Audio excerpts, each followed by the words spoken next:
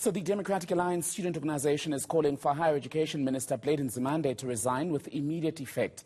This comes days after protests by university students over academic and financial exclusion of returning students who have historic debt. Daso says all students should be allowed to register until a financial solution is reached between students and universities. Let's talk more about this then. Bring in Daso chairperson Kwena Moloto joining us by Skype tonight.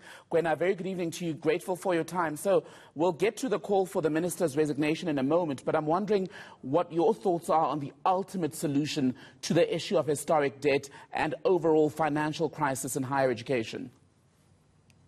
Thank you very much for having me, and thank you to all the viewers at home. When it comes to the issue of historic debt, I think it comes down to the priorities of our government. Since 1994, there has been 57 billion rand spent on the bailout of SAA. And the question we need to ask ourselves is a vanity project such as SAA more important than the bailout of students?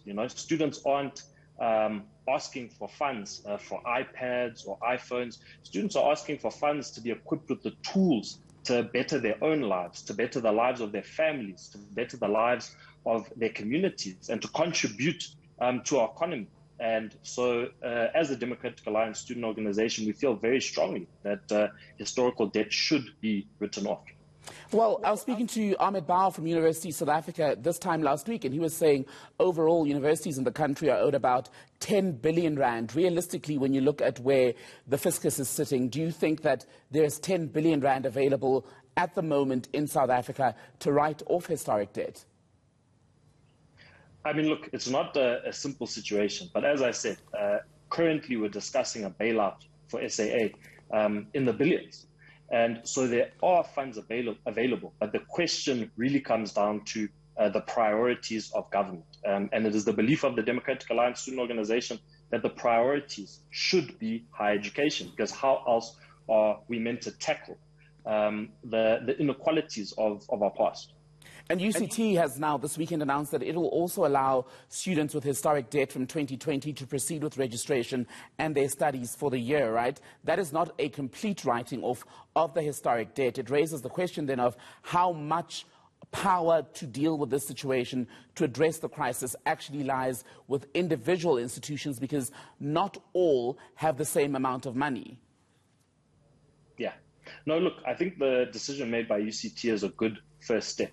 But the reality is that on completion of their degrees, the students who have been allowed to register now still won't be allowed to be given their degrees. They still won't be able to access the job market. They still won't be able to access economic opportunities. And so it's crucial, that, as I said, government prioritizes higher education to give our young people the tools to succeed. Let me ask you then about your position on the Higher Education Minister, Nzimande. You're saying that he must go. A lot of other student leaders would be happy to actually see the back of him, right? But the issue is, this is a systemic problem. Would a different face in that office actually bring about a different set of solutions? Look, I think the key thing is, as a nation, we need to start holding to account failed leadership. Now, the reality is that it didn't take a rocket scientist to be able to say that inside the 2021 academic year, there would be an increase in NSFAS applications, because COVID-19 had a huge impact, negative impact on the higher education, well, on our economy. And in 2020 already, Daso, through our members inside the National Assembly, were calling for an increase in funding for NSFAS. And the Minister of Higher Education fell asleep behind the wheel. And so he needs to take account and he needs to resign. And as South Africans, we need to start holding our leaders accountable when they fail us. Part of that holding leaders to account then is what the South African Union of Students say they'll be doing with this national shutdown that begins tomorrow, Monday. Will Daso play an active role in that? Will you support and participate? Our hopes is that before Monday, the Minister of Higher Education does meet our demands that we also share with SARS in regards to allowing students to register.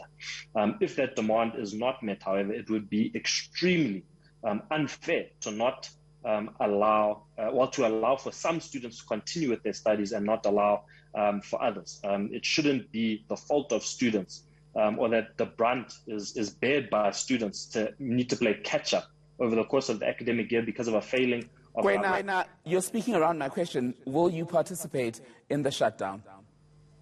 We'll be in support, yes. All right, thank you very much. That was Gwena Moloto, Chair